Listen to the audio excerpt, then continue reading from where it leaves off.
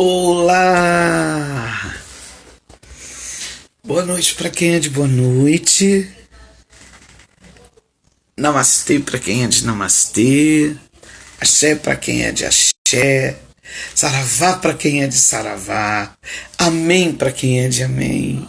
Shalom para quem é de shalom. E se você não tem nenhuma saudação mística, saiba que isso não tem nenhum problema, nenhuma importância, porque a importância maior é o que você traz dentro de você e transmite para o mundo e transborda em energia positiva e super iluminada. Meus respeitos, sejam bem-vindos, sejam bem-vindas aqui em mais uma exibição do programa Cardápio Cultural, o original, 14 de abril de 2021. Aqui, Fátima T. Tavares, falando com vocês, diretamente do Rio de Janeiro, para toda a imensidão de planeta Terra. Queridos e queridas, quero pedir perdão pela minha voz, estou rouca. Um dia dessa semana eu acordei rouca.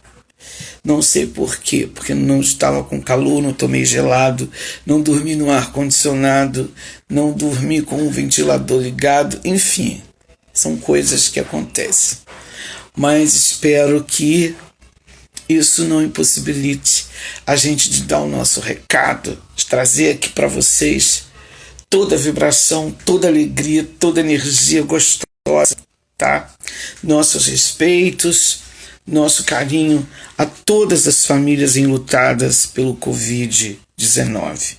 E dizer, vacina sim, se cuide, máscara, álcool gel, lavar as mãos com água e sabão sempre que tiver oportunidade.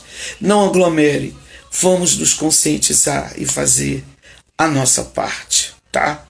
Daqui a pouquinho nós vamos receber uma pessoa muito inteligente, muito estudiosa, um homem que se dedica praticamente a sua vida inteira ao estudo, à análise, aos paralelos, às lutas da literatura brasileira, principalmente aqui do Rio de Janeiro, um querido nosso, um companheiro maravilhoso, Marcelo Mourão, já está conosco. E como eu estava falando com vocês na quarta-feira, quando a gente entrevistou o João Batera, o qual eu quero mandar um grande beijo. Quero mandar um beijo também para Del Garcês, esse ator incrível que está na novela Salve-se Quem Puder. Ele faz o papel do médico que opera o mocinho da história. E perdoa falar assim, mas eu não me lembro o personagem, me perdoe, tá? E quero dizer que foi um dos melhores programas que nós já fizemos até hoje. Não por se tratar de um artista famoso e consagrado, mas pela generosidade dele, pela energia que ele transmite,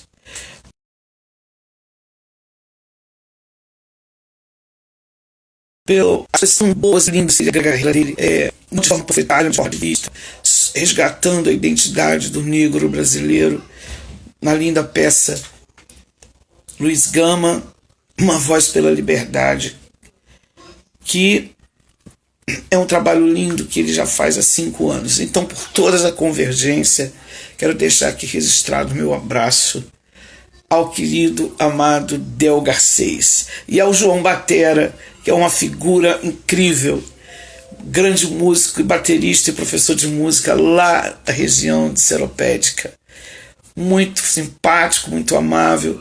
Ambas as lives estão aqui no perfil do programa. Quem não assistiu, assista. A do João é uma verdadeira aula sobre música brasileira, fase de 60, 70, 80.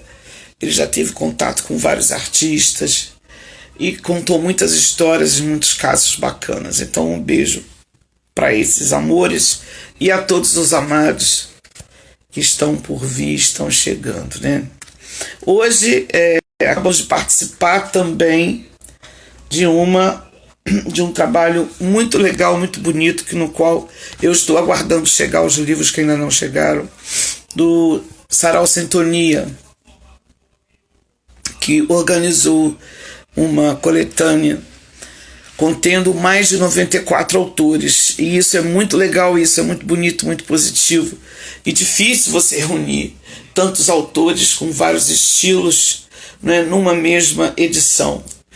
Eu tive a honra de ter sido convidada a participar desse trabalho e foi realmente muito interessante, muito bacana, e acabamos de estar com eles numa live de lançamento, mas eu tive que sair, né, para vir estar com vocês aqui.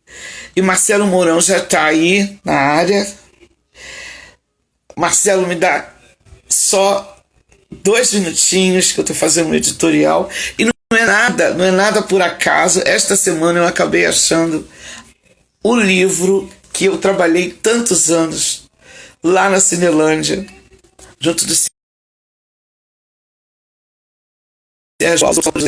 É o primeiro livro de minha vida, é um livro de poemas, no qual não existe mais, é esgotado. Eu achei que eu não tinha e eu acabei achando nos meus guardados. E sobre esse trabalho nós vamos conversar muito, eu e Marcelo Mourão e vocês.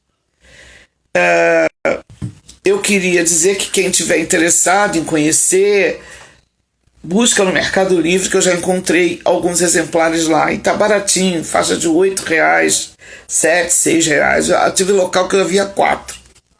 E eles mandam para vocês guardarem de recordação esse livro, que foi editado em 1983.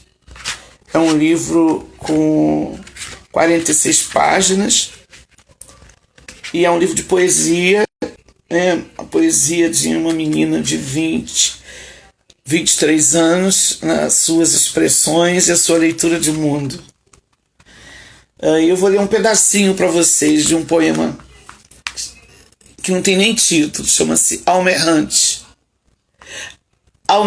Que não tem título mesmo. Almas errantes, bocas delirantes, eis o que somos, frios. Almas errantes, risos agonizantes, eis o que somos, solitários. Almas errantes, lágrimas adoçantes, eis o que somos, covardes. Talvez até mais que a própria covardia, talvez até mais que o próprio gelo, talvez até mais que a própria solidão.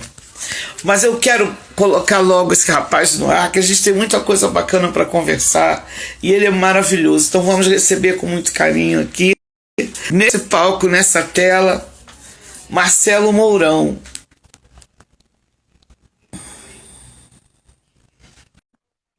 Estamos aguardando o Marcelo Mourão aqui com a gente. Opa! Olá! Oi, Fátima, tudo bem? Oi, tudo lindo. Melhor agora falando com você. Poxa, para mim também é uma grande felicidade, honra estar aqui com você. Estou só ajeitando um pouquinho melhor aqui a câmera. Sim, Tá fica à melhor, assim. vontade. Sim. Se adapta aí. Estamos aí aqui, já começando esse bate-papo, essa conversa, que não é uma entrevista, né, mas é um encontro de tantos tempos, de tantas gerações, Marcelo? Pois é, muito tempo, cerca de 40, 41 anos aí de estrada, né? Isso, Se bem, exatamente. se Fala. bem que a gente precisa entender que houve um pico, um auge ali a partir dos anos 80 mesmo, mas havia assim, todo um quadro de preparação anterior, na década de 70, que foram as primeiras experiências, as experiências mais imaturas daquilo que viria a vicejar mesmo nos anos 80, foram dados os primeiros passos ali nos 70, ou seja, aquela coisa de você experimentar e você sondar caminhos outros. Então, foi muito importante a década de 70. Mas a gente não consegue ver na década de 70 aquilo que na década de 80 se instrumentalizou, ficou começou a se ter certeza e segurança, ou seja, a maturidade mesmo das ações vieram nos 80. Sim. Em primeiro lugar, quero te agradecer por você ter aceito, viu, o convite de estar conosco. É uma honra receber você aqui. Quem conversou muito comigo sobre você foi o Sérgio. Falou, Fátima, chama. Marcelo tem um trabalho lindo de pesquisa. E quando ele falou que você estava defendendo a tese, até já quase terminando o seu mestrado, né? Falando sobre todo aquele movimento poético, né, de nós poetas nas ruas, eu fiquei apaixonado. Eu falei, é uma forma da gente reviver aquela fase tão despretensiosa, né? Viu? É verdade. E eu sinto muita alegria de estar aqui, o interesse de vocês me acolherem, a generosidade, o Sérgio passar para você todas as coisas que eu venho trabalhando. Ele é um parceiraço meu, o pessoal do Passa na Praça tem sido um pessoal muito parceiro. A Jânia Carrara, viúva do Douglas Carrara, né, da Feira da Poesia Independente. Então, Sim. muita gente dessa época tem ajudado bastante nos meus estudos, né? Você Eu se agradeço. graduou imagina, por favor, nem me pense em falar isso. Olha, você é graduado em História e Literatura Brasileira. O que te fez, nesse caminho, você se apaixonar por esse tema e fazer esse recorte, até você chegar ao doutorado defendendo essa tese? O que realmente fez você se despertar para esse movimento, que na verdade na época não era um movimento, eram as ações que os artistas encontraram para mostrar o seu trabalho? O que despertou em você esse interesse? Fátima, são várias as razões que levam a gente, assim, são muitos os fios que formam a teia dos acontecimentos, mas eu vou tentar ser o mais breve possível, porque eu sei que o programa tem que render e tem que ter muito assunto ainda a ser tratado. Vou dizer, eu acho que a via principal que me motivou, que me levou a isso, foi eu começar em 2007 no movimento poético e perceber que tinham coisas que eu era muito verde, muito imaturo, eu vinha da história, eu vinha de cantar em banda de Oh, rock, eu vinha de letrista. só um minutinho, Pois não? perdão, deixa eu dar boas-vindas aos amigos. Denise está aqui com a Claro. gente, Mila, Figueiro, obrigada. E de vez em quando eu só mando um beijinho, porque senão eu vou interromper você. Vai, fala, você transava rock? Tava no Eu era rock? cantor numa banda. Eu era do movimento do. Assim, eu era da parte tardia do Serginho assim, última. chegou! Sérgio. Serginho, que maravilha, o Sérgio presente. Eu fui de uma banda de rock dos momentos finais do declínio, né, do momento da década de 90 do rock brasileiro, né, o B-rock, Ah, termo cunhado pelo Arthur da Pieve, né, o B-rock. hum, E hum, eu fui naquelas águas de Legião Urbana, eu ouvi toda essa. Muito influenciado pela Legião Urbana, pelo Cazuza, o Raul Seixas, né, que já é um roqueiro anterior, mas também participava ali. E sim. eu fui naquela onda, eu era letrista, então eu escrevo letra de música desde os 13 anos de idade, eu escrevo letra. E poesia, eu Hum, trabalho com poesia, ou o que eu achava que hum, eram poemas, protopoemas, vamos chamar assim, desde os 16. Só que nunca me interessei, sempre recusei participar de algum tipo de sarau ou coisa assim, porque via a música como muito mais comunicadora, hum. direta com o grande público do que a poesia. Eu não entendia, eu não sabia, eu não conhecia o meio poético carioca, não fazia ideia. Eu conhecia a Sim, cena da música e conhecia a música fazendo muito sucesso nos anos 80. A música me atingia mais diretamente, como até hoje realmente a canção tem mais facilidade de atingir o grande público do que a poesia. Isso é inegável, né? A sim. poesia cantada é mais direta, é mais sensibilizadora, né? Uh, e aí o que acontece? Eu chego no meio poético em 2007, no meio de 2007, meados de 2007, e eu vejo que muitos poetas ficam em cima de mim dizendo assim, olha, você tem que decorar o poema, olha, você tem que performatizar, esse negócio de ficar lendo o livro na frente e com timidez não vai a lugar nenhum. E ficavam insistindo em práticas que eu achava que a Ah, literatura, pelo menos quando eu era imaturo, Eu achava Bom, práticas que para mim não dizia grande coisa. E aí eu aí fui, como eu... Pois não. você é tipo assim, Ah, você achava, desculpa a expressão, a todos os amigos também, você achava chato? não, eu achava assim, primeiro que eu sempre tive dificuldade de decorar.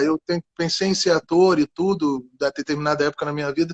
Eu tinha muita facilidade teatral, fazia arte, eu fiz teatro na faculdade de história. Então, uma hora eu cheguei a pensar em ser ator, mas tive muita dificuldade de decorar o texto, né? Mas assim, nunca achei necessário decorar. E as pessoas ficavam na minha cabeça no início quando eu entrei no movimento poético que eu tinha que decorar, que eu tinha que performar. E eu ficava encucado com aquilo, mas por que eu não posso ler no microfone? Ou seja, eu era muito verde chegando em 2007, encontrando Ah, na minha frente um Cairo Trindade, encontrando um Dalmo Saraiva, encontrando poetas que eram um Flávio Nascimento. Eu estava hum, encontrando ali poetas que ainda estavam, eu mal sabia eu que eram remanescentes daquele grande movimento de performance dos anos 80.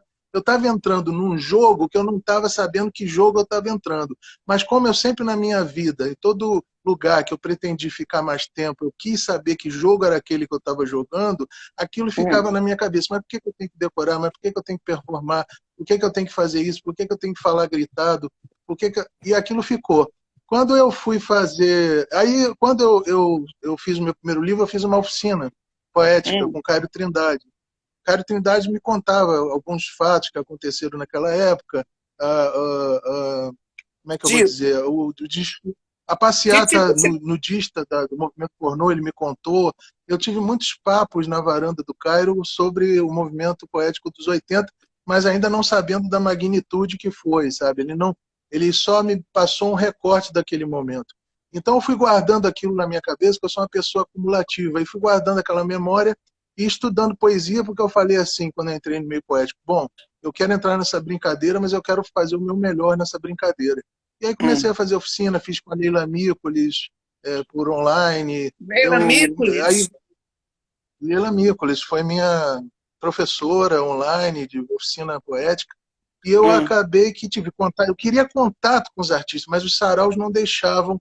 E as oficinas era o momento de eu conversar muito sobre poesia, conversar muito sobre o que foi a poesia, como o movimento chegou aquilo. Quer dizer, eu tirei da Leila e do Cairo o máximo que eu pude naquele momento. Porque na hora do sarau é muito corrido, ninguém para muito para conversar. Quando começa o sarau, ninguém pode falar porque o artista está se apresentando, é um desrespeito. Então, assim, eu me aproveitava no momento que eu estava aprendendo soneto, aprendendo quadro, aprendendo que era rima rica ou rima pobre, para também conversar sobre a história da poesia carioca. Quando chegou Ah, o momento. Aí entrei paralelamente a isso, quando eu acabei as oficinas de poesia, eu comecei a fazer letras, literatura, língua portuguesa e literatura. Eu falei, bom, vou fazer uma nova universidade, vou cair de matando nessa área, vou em cima disso. Até Quando então você acabou minha tinha, graduação, até então você tinha se graduado em História. eu era graduado em História, eu era professor de História. Minha Sim. mãe sempre dizia que eu tinha que fazer letras. Desde o início, a minha mãe, eu lá com 17 anos, minha mãe, pô, tem que fazer letras, você é muito bom de redação, você se expressa muito bem, sei que. E eu, não, vou fazer história. História é muito mais legal, eu fico discutindo as coisas do mundo. Eu sempre fui muito debatedor, reflexivo e gostei sempre de colocar problemáticas, né? Mas aí fui Hum. fazer a faculdade, aí depois emendei 2 cursos de especialização em literatura e o grau de vontade de fazer um mestrado aumentava e eu não sabia qual era o meu tema que eu ia escolher. Num determinado momento, na especialização, que eu fiz duas, eu fiz uma na Estácio de Sá e fiz uma na UERJ. Quando chegou na Qual, UERJ, eu tive contato com um monstro qual aí sagrado. especialização você fez? Eu fiz, na Estácio, eu fiz em literaturas de língua portuguesa, ou seja, que Ah, dá conta de todos os países lusófonos, né? Os 8 países lusófonos. Na hum, UERJ, eu pensei assim, poxa, eu vou fazer o mestrado na UERJ, mas ainda não consegui meu tema da dissertação, então não adianta, eu vou fazer uma especialização, que lá na UERJ eu vou me achar, eu vou acabar me achando, eu vou fazer outra especialização. Aí fiz na UERJ, foi a melhor coisa que eu fiz, achei professores fantásticos lá, um timaço no nosso Instituto de Letras lá da UERJ, e eu me deparei com um desses grandes craques, né, professores, deparei com hum. Ítalo Morricone, poeta dos anos 80, um dos monstros aí das antologias poéticas, um cara que é um intelectual que hoje em dia no Brasil faz a diferença. E aí ele muito cheio de coisa para fazer, corrida, eu lembro até hoje que no corredor, ele andando, ele falou, o que você quer estudar para o teu mestrado? Eu falei, e a gente andando, e ele falando, olha, eu quero estudar as letras da Legião Urbana. Ele andando, Então, ele vai ser andando e eu engraçado falando. falar. Eu falando na orelha Andando, dele, e você lá, ó, ele falando. andando e eu falando. Não, e para falar rápido, vambora que o tempo dele é curto. O cara dá palestra, o cara é super requisitado, né? Ele é uma grande estrela ali daquele instituto, e não é à toa, porque ele é um grande intelectual. E aí ele falou para mim, o que você quer estudar? Eu falei, para o mestrado ou para a especialização, fazer a monografia. Eu falei, aí fui correndo, aí fim, né? Aí falei, olha, eu quero estudar as letras da Legião Urbana, porque eu amo a Legião Urbana, o Renato Russo, eu me influenciei, mas eu acho que existe um quê de pós-modernismo ali, nas letras do Renato tem pós-modernismo, nas músicas, eu acho que ele mistura, e eu estava amando o pós-modernismo, porque na época eu me descobri artista pós-moderno, eu estava fazendo Máquina Mundi, que é um livro meu bem pós-moderno, e até hoje eu sou pós-moderno, e adorando, querendo saber mais do pós-modernismo. Ele falou, não, mas o pós-modernismo, a gente já debateu isso na universidade adoidado, peraí, peraí. Diz outro tema. Eu falei, cara, professor, eu não chamo de cara, né? Chamo respeitosamente de mestre, de professor. Eu falo, professor, e se eu estudasse um grupo de doidos que foi para as praças, para as vias públicas, falar poesia em plena em plena redemocratização, brasileira, uns doidos, uns malucos, lá nos anos 80, foram para a praça falar poesia junto com os movimentos políticos, poéticos, foram juntos para as praças. Ele, rapaz, é isso aí. Isso não existe na universidade, isso é novo, a gente não conhece essa história, você precisa abrir essa caixinha de conhecimento, você vai ser original. Isso aí dá um estudo para doutorado, né? Nem para mestrado, porque vai deslumbrar a universidade, ninguém conhece essa gente. Eu fui dos anos 80, ele ficou eufórico, né, na hora, e abriu um olho desse tamanho. Eu fui dos anos 80, mas a minha turma era da Zona Sul, era da Ana Cristina César, era do Chacal, essa gente eu desconheço. Fizeram isso tudo mesmo? Aí eu contei em 5 minutos o que vocês fizeram. Ele ficou de boca aberta, deslumbradíssimo, e eu sou uma pessoa, Fátima, que é só me dar um petelecozinho e eu desenvolvo. Ele falou assim, faz isso, encara isso e faz dessa forma. Quando ele falou isso, pronto. Foi só ele falar isso, eu sentar para escrever e ler a bibliografia e ler a pouca documentação que existe da literatura e aí desenvolvi. Aí quando ele falou, olha, é assim, faz desse, ele deu 3 pontos para me estruturar no meu trabalho. Foi dali para frente, e depois leu o texto final e falou, cara, não tem que botar mais nada no seu texto. Seu texto é isso aí, olha, é mestrado, daí é para o mestrado. E aí estou eu no doutorado já. Já tô... Olha, deixa eu fazer um breve comercial. A Sol de Paula, uma grande escritora, está aqui prestigiando você, é uma figura massa. Ela é escritora também, apresentadora. Um beijo, Sol, obrigada por você estar aqui com a gente. Escrita corpórea. E o Sérgio está deixando um recado, está falando que você é um contador de histórias que faz história. Quando fala, ninguém pisca. É um camaleão, como diz seu livro. Meu poeta de cabeceira. E a Noélia também está dizendo que você é brilhante. Agora, a Vilma mandou dizer que ama você, ama o seu trabalho, mas que ela não pode ficar, que ela está no trabalho, tá? Que bacana, Vilma, que bacana, Noélia, Serginho, pô, já falamos tanto de você aqui, todos queridos meus aí, Denise, tô vendo aqui, comentando. E comentar também que, inclusive, a Noélia, isso é importante ser dito, Fátima, a Noélia é representante da poesia dos anos 80, só que de Brasília. Todo mundo pensa, por causa do meu trabalho, eu quero combater isso. Pois é, eu quero combater a noção de que só houve poesia de rua, verbalista, urbana e marginal e independente, né, alternativa. Todos esses nomes cabem. É só no Rio de Janeiro. Não foi só no Rio de Janeiro que aconteceu esse movimento. Teve na Bahia os poetas da Praça Castro Alves e teve o pessoal de Brasília, Nicolas Ber. Assim como o rock de Brasília estava estourando, a poetada de Brasília estava fazendo a cena também enriquecer lá em Brasília e agitando ao máximo. E Noélia é poeta dessa época e que vem até hoje cada vez mais madura com a sua arte. Então, é bom ressaltar isso, que o movimento poético oitentista não é um fenômeno só carioca. Ele estava espalhado pelo Brasil todo, tá? Sim. Você vem trazendo bastante conhecimento para nós, eu não sabia. Um beijo, Noélia, para você. Um beijo para esse local lindo, para essa cidade maravilhosa, que tudo corra bem aí, apesar dos pesares. Um beijo, seja bem-vinda. Olha, e aí, ou seja, quando você falou, os olhinhos dele, né, se abriram, quer dizer, você praticamente criou algo original de discussão acadêmica sobre os poetas, os marginais e etc. E como que foi quando você apresentou a sua tese, a dissertação? Olha, infelizmente, por causa da pandemia, eu tive que defender a dissertação online.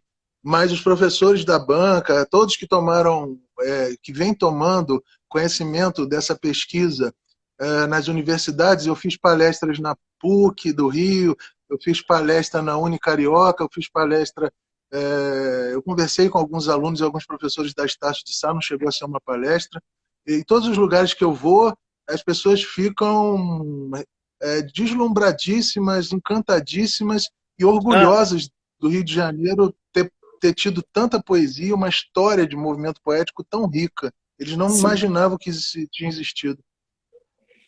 E é algo tão assim gostoso a gente analisando agora, principalmente nós que fomos os personagens em si, porque assim eu acho maravilhoso quando acontece a coisa de forma tão espontânea e jamais poderíamos imaginar que um dia seríamos assunto de discussão acadêmica, cada ação, porque era uma parafernália, era uma salada, aquele amarelinho ali, encontrava Sérgio, a galera que ficava ali junto ao corredor meu Deus, desse estadista maravilhoso, junto com o Darcy Ribeiro, esqueci o nome dele, gente. Brizolão? Brizola, que era a Brizolândia. E era uma misturada, uma coisa louca. Ninguém chegava com aqueles panfletos, xerocado mesmo, né? Xerocado mimeógrafo, e queria vender, e queria mostrar, vendedor de amendoim, cachaçada. Mas era uma loucura. Mas aquilo era uma festa, parecia festa, segunda, terça, quarta, quinta, não tinha dia certo. Muito bacana. Olha, a Ferreira Rosa está dizendo, Ferreira Rosa, não sei se é a Ferreira ou Ferreira, me perdoe dizendo que Rosinha está entrevistando você, e você, como sempre, uma explanação brilhante, né? Muita gente bacana chegando. E aí, fala, qual foi o teu objetivo, assim, a sua cereja do bolo dentro da sua dissertação? Olha, a minha dissertação, em primeiro lugar, que ela se chama, eu acho que para organizar a ideia dela geral, ela se chama Poesia Verbalista Urbana, Poesia e Poética no Rio de Janeiro dos anos 1980. Então, assim, ela analisa... Eu amei esse título, peraí, repete o título. Poesia Verbalista Urbana. Poesia Verbalista Urbana. Poesia e Poética, aliás, política e poética no Rio de Janeiro dos anos 1980. Ou seja, do que se trata a dissertação? Ela procura mapear quais foram as relações entre o meio poético, os artistas, os poetas, e a política macro, ou seja, a política brasileira em geral, e a relação política entre os próprios poetas, ou seja, como eles se organizaram e como eles puderam desenvolver o movimento, ou seja, o que eu quero dizer com desenvolver? Multiplicar o número de poetas, multiplicar o número de associações literárias, multiplicar os públicos, multiplicar a distribuição de livros. Aquilo que nos anos 70 foi o engatinhar, né, do poeta solitário, não tão coletivo porque a repressão reprimia essas coletividades e tudo mais, mas elas aconteceram quando o regime foi se distendendo, né? A Nuvem Cigana é um primeiro grupo, um primeiro coletivo que consegue se organizar e editar seus próprios livros, suas revistas, consegue fazer a distribuição fluir melhor dos poetas, Foi né? o primeiro? Ela É?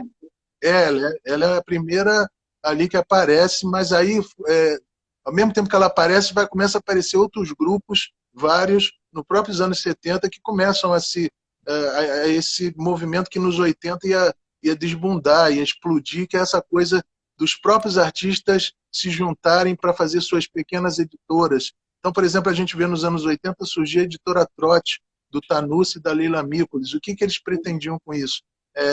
Editar e publicar os próprios poetas independentes e vender eles também nas praças. Ou seja, não era mais aquela coisa do poeta solitário indo com seu livrinho artesanal de fazer suas performances e vender de um em um. Agora eles conseguiram entender que era um coletivo, todos ali iam performatizar, todos ali iam escrever seus textos conjuntos, iam fazer verdadeiros esquetes teatrais com poemas costurados, poema de um com poema de outro costurado, formando uma grande esquete teatral, e eles iam juntos fazer os livros, antologias.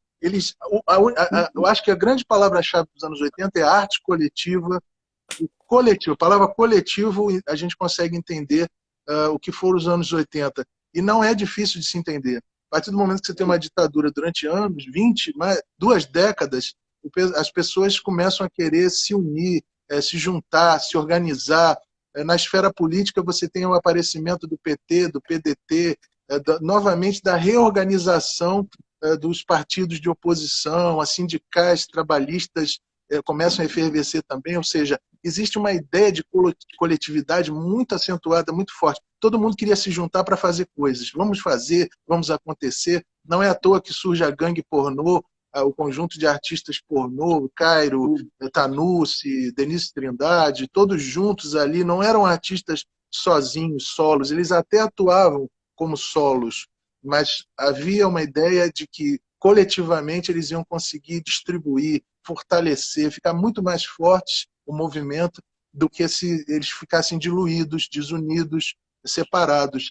O que a ditadura fez, né, de dispersar as pessoas, todo grupo era suspeito de estar conspirando contra o sistema, de estar sendo subversivo. Quando o sistema vai ficando fraco, quando a ditadura vai desfalecendo, vai surgindo novamente uma força de coletividade, querer o coletivo, sabe? Isso é muito importante você estar explanando para nós, porque a gente vê a profundidade desses movimentos, né, como eu já falei antes, quando a gente fazíamos o trabalho, mas não tínhamos essa ideia, essa meta, esse objetivo por trás. Fazíamos porque amávamos, porque era importante, porque era necessário fazer, mas não tínhamos a ideia da importância. E você vem sistematizando esse trabalho e trazendo à baila para a gente essa analogia. Quer dizer, ela foi se formando como uma grande força coletiva popular, né? Uma força de resistência, né? Com certeza. Eu acho assim, para a gente fazer uma comparação grosseira, digamos que o jogo de futebol está ali acontecendo na televisão, as pessoas não estão entendendo bem o que está acontecendo. Quando vem um analista e fala, estamos jogando 3-5-2, e coisa, vem o teórico, vem quem entende do assunto, estudou e desmontou aquela máquina e entendeu como ela funciona, para traduzir em termos teóricos. Eu acho que esse é o meu papel, ou seja, de pensar o movimento, ler tudo que eu li e depois sintetizar e perceber que os grupos tinham um modus operandi muito, muito semelhante. Então, esse guarda-chuva teórico, ele encaixa, eu já percebi isso, já fiz essa experiência, ele encaixa, por exemplo, no grupo Poesia na Praia. Eu já entrevistei as pessoas do Poesia na Praia. O pessoal do Passa na Praça são meus amigos, eu converso sempre sobre como eles faziam, como é que a coisa acontecia. A Feira de Poesia Independente, eu consegui uma reconstituição mental através dos relatos. Então, assim, eu posso, a partir do momento que você tem um relato empírico, você tem as pessoas experimentando na prática o que está acontecendo, eu sou aquele que vou botar na teoria na teoria da antropologia, da história e da historiografia literária, eu vou pontuar as questões, quais são os significados daqueles atos. Daí que está a questão. Às vezes o poeta não para pensar qual a significância. Eu lembro que eu chegava para o Sérgio, para o João Alves, para a Rosinha, que está aí assistindo a gente, estão aí assistindo a gente, e eu dizia assim, nossa, vocês fizeram coisas grandes, vocês não sabem o tamanho do que vocês fizeram, o que vocês conseguiram fazer. Para você ter uma ideia, Fátima, eu vou dizer uma coisa que nunca passou. Hoje eu fui descobrir, olha só que eu estou estudando isso há 6 anos, mas eu conversando com um amigo essa semana, a gente estava como você fazer um trabalho em roda nas salas de aula, você promove o não autoritarismo, você promove a participação de todos, quando você quebra com aquela divisão espacial da sala de aula, de um atrás do outro, e o professor no lugar mais alto, ele como grande mentor, o grande mestre, o grande sabe-tudo. Ou seja, você ali na sala de aula, você está reproduzindo uma sociedade autoritária, o grande mandão e as pessoas ali anotando até o cuspe dele. Quando você tem um professor que faz uma roda em sala de aula, e olha nos olhos de cada aluno, e ele está na mesma horizontalidade, ele não está verticalizado, ele não está lá em cima e o aluno aqui embaixo. Ele está num circular, ele está no mesmo top de... Claro que ele ali, Paulo Freire fala isso com toda a propriedade, ele é autoridade, ele é mais experiente, ele é a figura maestra de uma sala de aula, isso sem dúvida. Mas Paulo Freire também vai dizer que existe uma diferença entre autoridade e autoritarismo. Então, uma sociedade autoritária que prega, que vive o autoritarismo, ela gosta, ela quer uma escola onde o professor seja o mandão, o conteudista, aquele que vai cuspir conhecimento e todo mundo... E Paulo Freire chamava isso de educação bancária, ou seja, o professor vai estar crente que está passando todos os seus conhecimentos e os alunos vão estar crentes que estão sugando daquele grande mestre, os grandes... Então, isso é uma estrutura autoritária. Agora, vamos pensar os poetas na praça. Quando os poetas...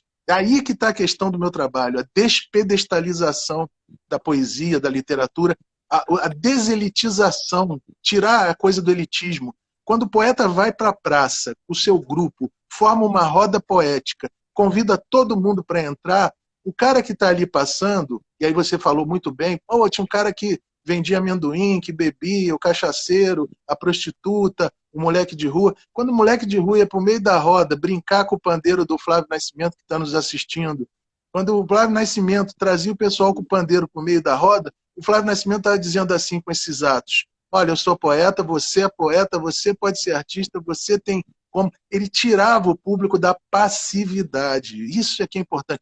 Quando o professor faz uma aula participativa, onde o aluno se sente parte da aula, o aluno participa, fala, traz o seu conhecimento de casa, da sua comunidade, as suas palavras, o seu funk, a sua música, as suas coisas, e coloca dentro da sala de aula, o aluno se sente parte da aula, ele se sente mais motivado a estar naquela aula, porque ele se sente ali presente, ele não está sendo submisso nem passivo.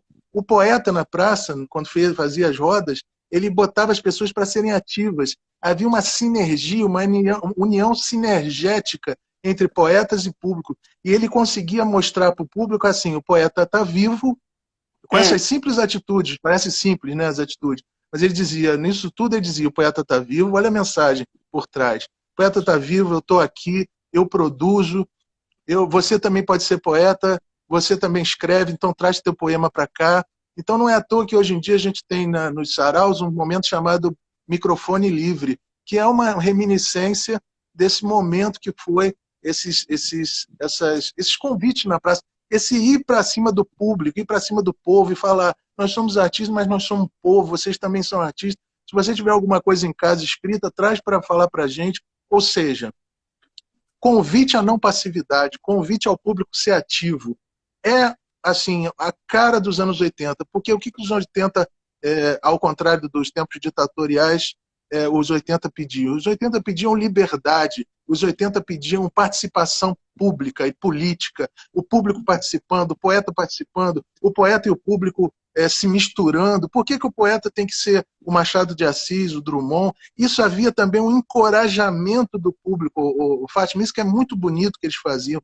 Eles encorajavam o público a serem poetas, porque quando as pessoas eles não estavam nas praças, eles estavam em recintos fechados, o público só achava que poeta era Drummond, era Manuel Bandeira, que era, sei lá, Manuel de Barros. Não, o poeta é o Flávio Nascimento, o poeta é o Caio Trindade, o poeta é o Sérgio Alves, o poeta é o João Alves, o poeta é a Rosinha, o poeta está ali, o poeta está vivo, o poeta está presente, existe um meio poético, sim, pulsante, fazendo acontecer. Então isso era muito encorajador. E aí a gente cai para o seguinte raciocínio fácil e lógico.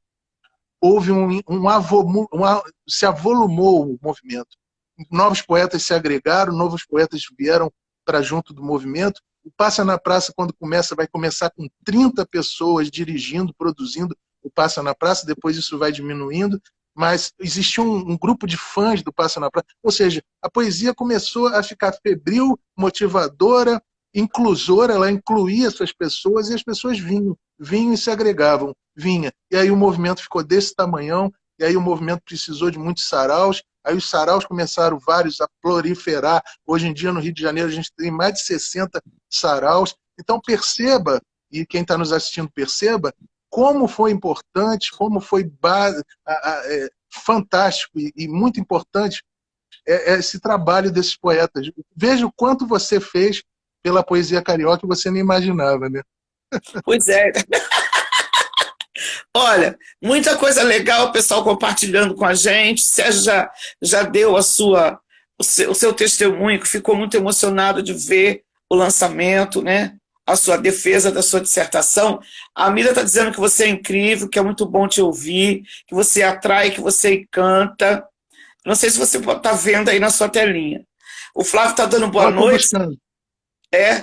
E a Noélia está dizendo que o aluno se sente também responsável pelo conhecimento, né, na sala, quando há essa postura da roda de conversa, né?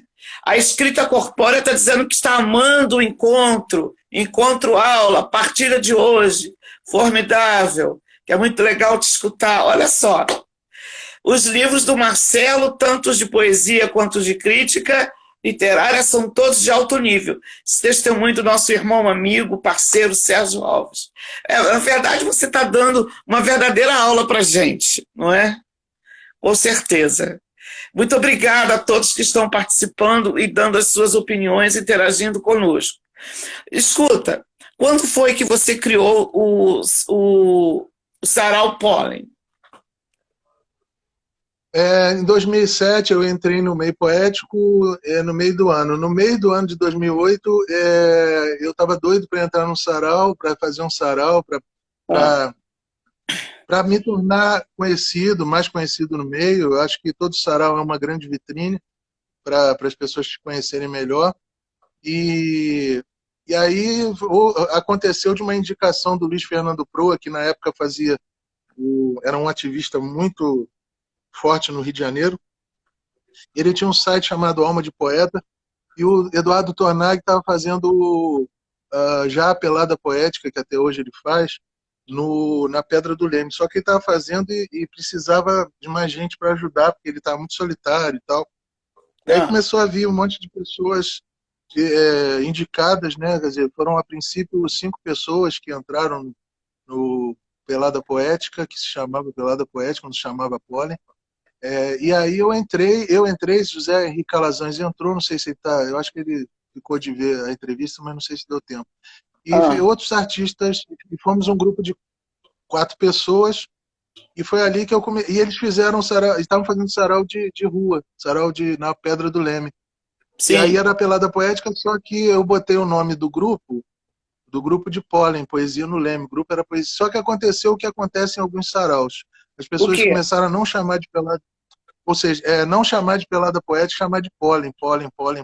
Chamava com o nome do grupo. Por exemplo, lá no Teatro Glaucio Gil, o nome do sarau é Terça Converso. Só que as pessoas chamam de Poesia Simplesmente. O mais comum é chamado, vamos lá no Poesia Simplesmente, que é o nome do grupo, não o nome do sarau. O nome do sarau é Terça Converso. E aí ficou o nome Pólen. As pessoas começaram a chamar o movimento da pedra. Eu chamo hoje em dia de movimento da pedra, né? O movimento da pedra começou a ser chamado de pólen, pólen, pólen, não de pelada poética. E aí foi a seguinte coisa, tanto eu como Tornag, a gente pensava o sarau, né? Éramos duas cabeças para a formatação do sarau, e o sarau foi começando a aparecer dois saraus em um. Ele até falava para mim, pô, mas que estranho, a minha condução... Por quê? Ele falava assim, porque a condução dele no microfone era uma condução mais professoral. Ele ficava falando sobre poesia tradicional, Manuel Bandeira, ele dava mais ou menos uma determinada aula, porque ele fazia oficina poética nas favelas, ele ensinava poesia nas favelas. Eu, na época, achava o evento tinha que ser como era um evento dominical, tinha que ser um evento divertido, engraçado, e eu tenho um senso de humor muito grande. E eu queria um evento solar, eu queria um evento colorido. Então, como eu fazia divulgação na internet, eu comecei a fazer muita piada, eu comecei a fazer muita gozação nos flyers, eu começava eu lembro uma vez que a gente foi fazer um sarau, que era o aniversário do Eduardo, e eu chamei loucamente, assim, tinha uma ideia louca, chamei duas bandas de rock para tocar no meio da rua. Aí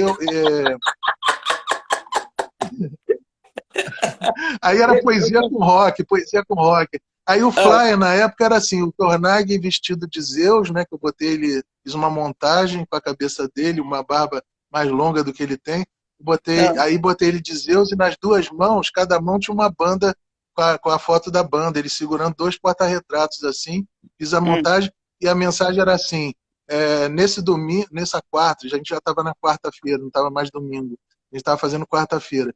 Eu falei, nesta quarta, o aniversário é de Zeus, mas a fúria é de Titãs, que eram duas bandas de rock pesado, né? E aí fazia essas brincadeiras, essas coisas de merchan, de marketing, que eu tenho alguma noção de marketing, mas sempre muito bem-humorado, muito bem-humorado. Às vezes fazia piadas na chamada. Então eu achava que o pólen tinha que ser uma coisa divertida, engraçada, tinha que ser... E o pólen foi ganhando assim, como o pólen é um nome mais rápido de ser falado, é um nome mais lúdico, começou a ficar sendo chamado de pólen e sendo muito identificado pelo lado solar, leve, lúdico, não pelo lado dele, que era um lado mais sério, mais coisa. E eu sempre era o gozador, embora professor, embora tendo esse lado acadêmico e tal, eu nunca fiz o professoral no pólen, eu era sempre o cara que fazia a deixa, a piada, o público rir, então eu zombava dele, eu mexia com ele, aí ele foi percebendo que a direção que ele queria dar ao evento era a direção que eu queria. Então houve um choque artístico ali, de concepção artística, foi aí que a gente se separou em 2010, ou seja, a gente começou em 2008 junto e foi se separar no final de 2010. E aí o pólen virou pólen mesmo, com a minha direção, a minha mentalidade, e a Pelada Poética pôde, enfim, ficar com esse nome, ter as coisas dele. E aí houve um alívio, digamos assim. Na verdade, no fim das contas, foi um alívio para todos dois essa divisão do espólio, né? Ficou de um lado o pólen e do outro a pelada. Então a pelada ficou com as características dele bem definidas e o pólen ficou com as minhas. Só que aí, quando eu fui fazer o pólen sozinho, o pólen foi mudando de enfoques, o pólen foi ficando... Cada momento que o pólen teve, eu um dia vou escrever a biografia do pólen, do sarau pólen. E ele teve momentos, no último momento agora dele, ele foi mais, digamos assim, crítico, político e ácido, sabe? Ele não era tão... claro que brincava, claro que eu me fantasiava também, tinha horas que eu me fantasiava, mas não mais como foi no início, que a gente se fantasiava de monstro, não se fantasiava de bloco das piranhas, a gente fez todo tipo de experimentalismo. Eu lembro que no pólen, no início, lá com o Tornag ainda, eu experimentei fazer um dia, ele me deu uma ideia fantástica, ele estava conversando lá com a gente, ele estava conversando sobre os poemas ruins de Drummond, de Bandeira, aí me deu um estalo, eu falei assim, quer saber, eu vou fazer o pólen piores poemas. E a proposta da noite era o pólen piores poemas. E a proposta da noite era a pessoa trazer suas bagaças, seus piores poemas para falar. Isso foi legal, esse exercício, porque as pessoas levavam, e às vezes o poema não era tão ruim, e a gente falava, pô, mas esse não é tão ruim. Aí a pessoa recuperava um texto que às vezes era bom e a pessoa achava bem ruim. Outra vez eu fiz a proposta lúdica, de brincadeira, era fazer o pólen canção, pólen letra de música. Pólen letra de música era a pessoa ir com uma letra de música e falar como se fosse poema. Deu super certo, teve gente que pegou a letra do Roberto Carlos, do Caetano. Então, assim, eu comecei, como eu gosto muito de experimentar, comecei a fazer experimentalismos artísticos de palco, né, lá no pólen. Foi muito gostoso, foi uma fase... E o pólen ainda existe, ele hiberna às vezes, ele para, às vezes volta, volta, mas é muito gostoso fazer o pólen. E geralmente, vocês costumam se agregarem aonde? Tem algum espaço físico? Ou cada hora vocês se apresentavam em um lugar? O legal era se a gente conseguisse... A gente conseguiu se apresentar em vários lugares, né? Se apresentou no shopping, se apresentou no quiosque lá da Beira-Mar, no Leme, se apresentou em vários lugares. Tanto foi online, eu fiz online agora ano passado, a gente fez em escolas, a gente fez no teatro também, um pólen numa versão teatro. A gente tentou vários lugares e formatos e foi bem legal. Eu gosto dessa ideia da itinerância. Eu acho que essa coisa itinerante é muito importante, levar a poesia para todo canto. Gosto muito. Olha, você escreveu, você está indo para o 6º livro agora, no próximo semestre, né? E o Diário do Camaleão, você tem algo aí dele para mostrar para gente? De poema? De poema tem. Tem um poema, assim, o Diário do Camaleão tinha os poemas políticos, os poemas kardecistas, porque eu já fui kardecista, espiritualista, os poemas espiritualistas, tinha poemas filosóficos. Assim, eu acho que, como toda obra de poeta, tinha todos os elementos que depois eu fui aprofundando ou não, ou deixando de lado. Teve outras coisas que já começavam ali, que depois iam aparecer nos livros futuros, quer dizer, havia as sementinhas, né, os germes. E tinha uma parte do Diário do Camaleão que eu pretendo rebuscar num próximo futuro trabalho, não sei qual vai ser o livro, mas vai acontecer, que é a temática do amor, que é uma temática muito... a gente encontra muito em todos os poetas o amor, né? Mas só que o meu recorte do amor é um recorte onde eu misturo várias coisas, o amor maternal, fraternal, o amor pós-moderno. O amor pode ser debatido em várias faces. O amor, ele é um poliedro, ele é uma figura de várias faces, ele é uma hidra de Lerna.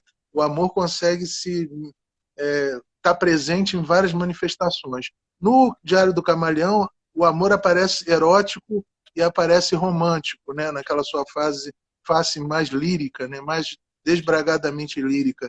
Então, vou falar dessa fase lírica, que é assim, e reflexivo, né? É lírico e reflexivo. O amor como lirismo e reflexão. Frente, verso, fora dentro, toda a carne agora pulsa sede, sexo, sentimento. Eu nada retenho, nem quero cura. Teu é tudo e tenho tanto de ti ainda. E feliz sou se me rendo e bebo goles de tua vida. Ao te conhecer, eu disse não ao mundo, eu queimei tudo. Cartas, barcos, mapas, alforria. Quanto mais te visto, mais me desnudo. E já tão tarde descubro. Amor é sangue e não sangria. Oh, caramba! Pois ainda você vai reeditá-lo, ainda existe? Se a gente quiser te pedir nas suas redes sociais, ainda tem existe dele? Um link que eu posso... existe... Não, ele físico só tem 4 exemplares, ele está esgotadíssimo.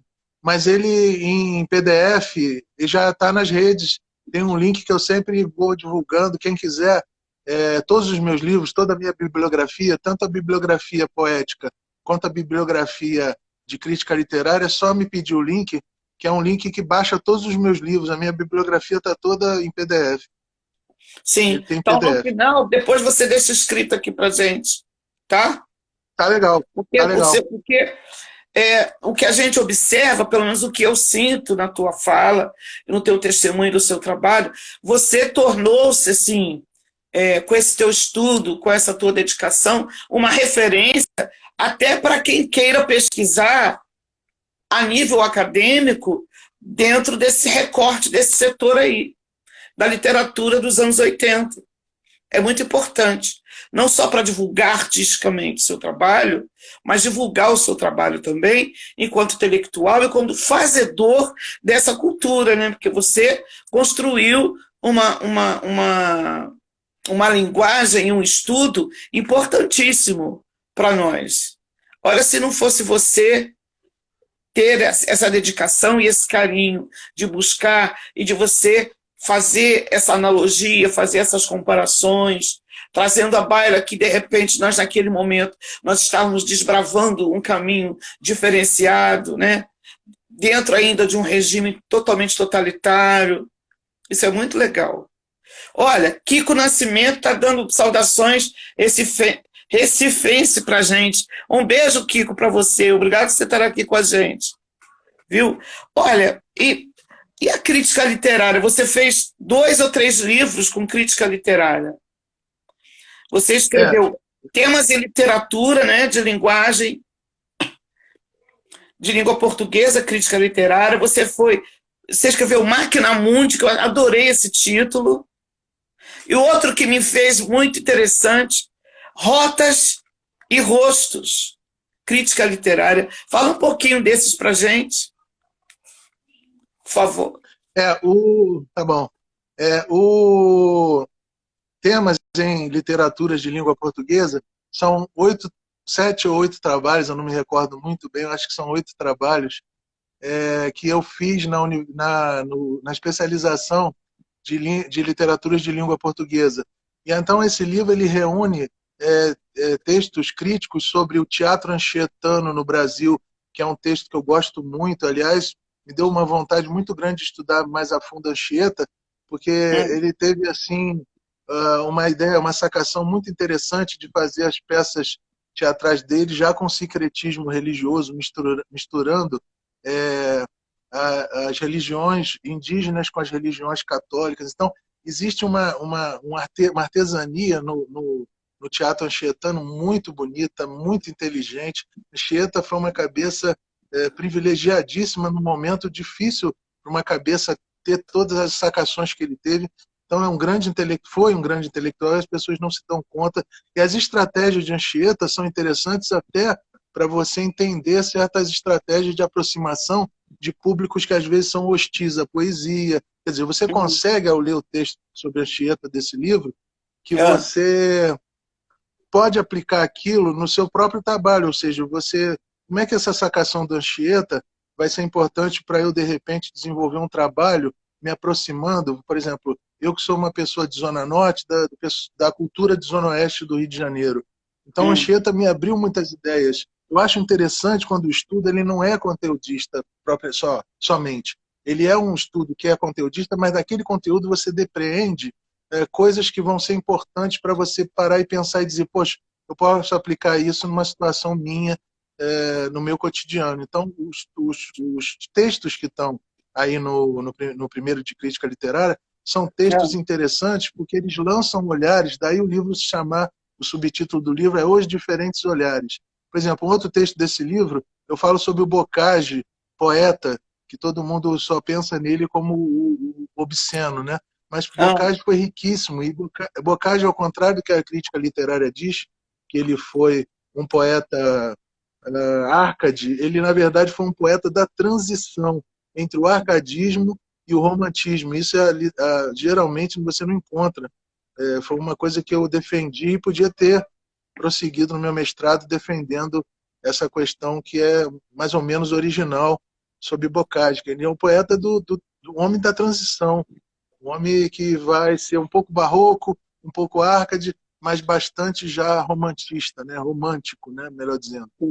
E aí tem textos sobre Mia Couto, então são textos sobre vários autores, sobre Machado de Assis, é uma coletânea de textos sobre muitos autores brasileiros ou não brasileiros, ou seja, de autores de língua portuguesa de países vários, né? Da África, Mia Couto, do Brasil colonial, Anchieta, ou seja, esse livro trata sobre isso. Máquina Mundi é a descoberta do meu pós-modernismo. É o livro de poemas onde eu falo, poxa, eu sou pós-modernista e já era pós-modernista no Diário do Camaleão, mas não entendia, não sabia. E quando eu estudo pós-modernismo, entendo e falo, poxa, eu sou, o Máquina Hum, Mundi vira uma experiência pós-modernista radical. Por que radical? Porque no Máquina Mundi você tem poema soneto pós-moderno, você tem quadra, você tem cordel, fragmento de cordel, você tem trova, você tem haikai, você tem poesia visual, muita poesia visual, mas aí a poesia visual nas suas várias vertentes, na sua vertente concreta, na sua vertente figurativa, os hum, caligramas, a Apollinaire. Então você tem assim, é como se aquilo que o pós-modernismo mesmo prega, ou seja, o que, que é? Você lê a tradição, você hum, absorver a tradição, você entender o que, que é soneto, entender o que é quadro, mas fazer de um jeito pós-moderno, ou seja, é uma releitura da forma e do conteúdo, né? Máquina Mundi é o que aquilo que o professor Pedro Lira, saudoso, intelectual e pós-modernista também dizia. Olha, Máquina Mundi, ele definiu assim, Máquina Mundi é um sincretismo pós-moderno, ou seja, é um sambalelê pós-moderno. Ali entrou tudo, entrou o poema, a letra. Pois é, eu pirei, eu pirei. Mas sabe por que eu pirei, Fátima? Porque Samba o Lelê é Poememes, ótimo. então, o Poememes, então, esse novo livro que eu estou lançando de poemas, é a mistura de meme com poema.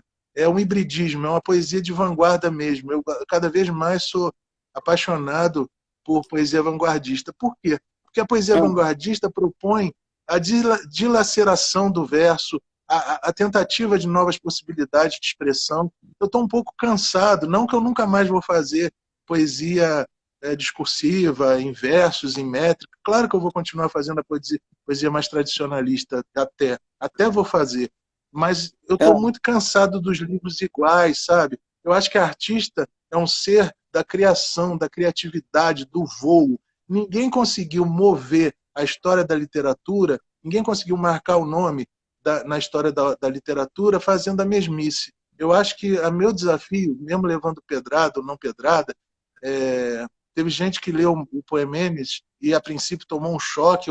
Aí me contaram, gente, esse livro é muito louco, é um choque. Que poesia é essa? Que loucura é misturar poema com meme? hum. Aí eu comecei a dar gargalhada, aí que a pessoa achou que eu estava maluco mesmo. Pô, você está achando legal ou ter achado uma coisa muito louca, muito, muito... Eu levei um choque com o teu livro, cara. Eu falei, olha, coisa maravilhosa você ter levado um choque, que beleza. Te dei uma sacudidela, porque se eu tivesse entregue para você o mesmo de sempre, você não ia ter levado esse choque. Eu quero mais é que a arte choque, eu quero mais que a arte sacuda, eu quero mais que a arte diga para as pessoas assim, gente, crie, crie, crie, crie.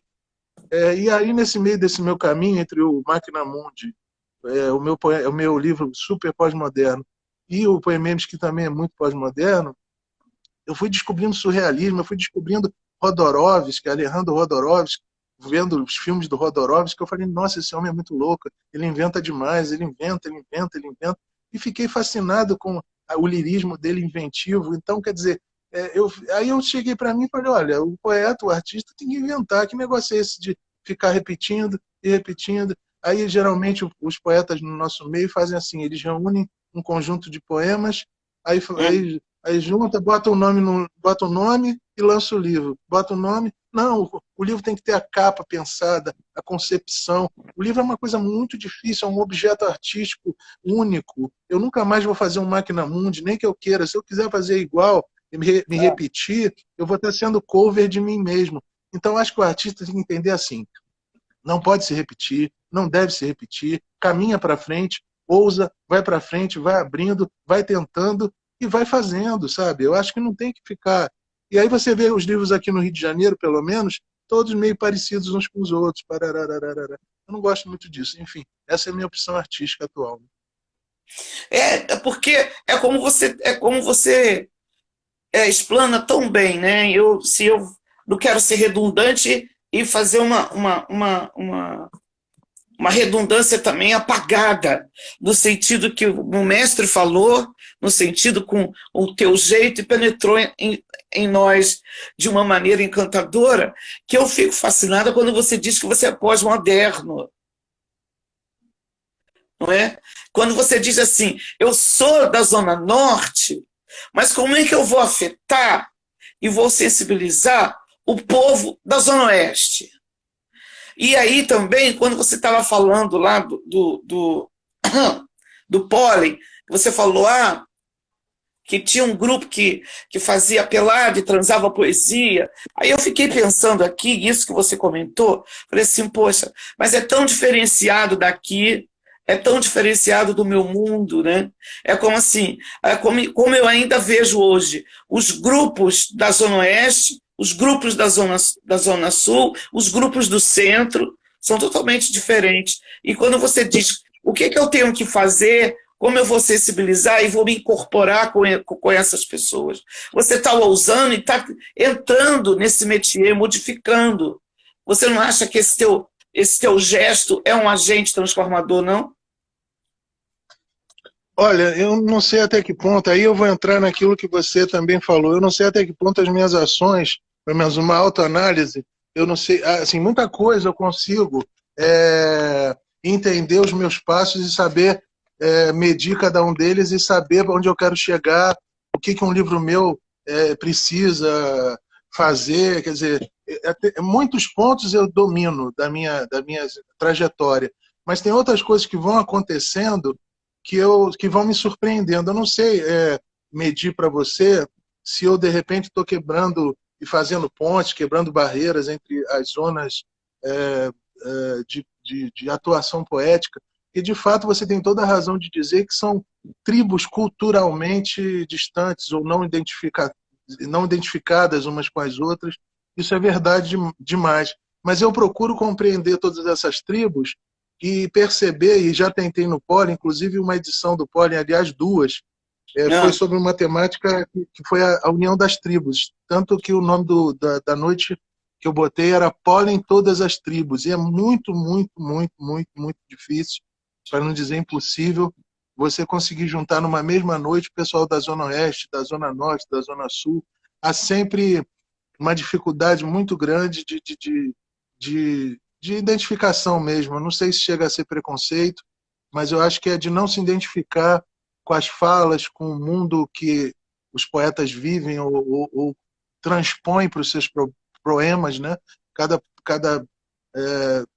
Interessante que eu cheguei a estudar isso no mestrado, né? Como os poetas vão colocar no seu trabalho, nas suas artes e nas suas opções artísticas, assim, as marcas de onde vive, de que tempo viveu, de que espaço está vivendo, em que espaço geográfico está vivendo. Então você vai ver as temáticas dos poemas dos poetas da Zona Sul trabalham certas coisas que as temáticas do poema dos poetas da Zona Oeste já são outras temáticas, outras problemáticas. Então realmente é muito interessante perceber essas diferenças tanto no conteúdo dos poemas como na forma dos poemas, o jeito de fazer e como eles se influenciam entre si. E como alguns poetas continuam apostando em fórmulas antigas, já desgastadas e já muito feitas, eu percebo isso tudo e tento analisar isso tudo e tirar para mim alguns ensinamentos, assim, alguns caminhos para mim, né? Eu quero fazer só um comercialzinho, tá? Uma grande amiga nossa, Nilza Oliveira, está aí. Obrigado, Nilza. Boa noite para você também.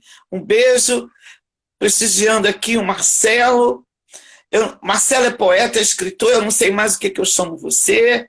Você é uma figura eclética, você está me deixando arrepiada, com todo respeito. O Escrita Corpórea está dizendo que você deixa fluir ao novo, afetar. Marcelo é corpo poético, por inteiro. Quando você está comentando, existe uma coisa mágica em você.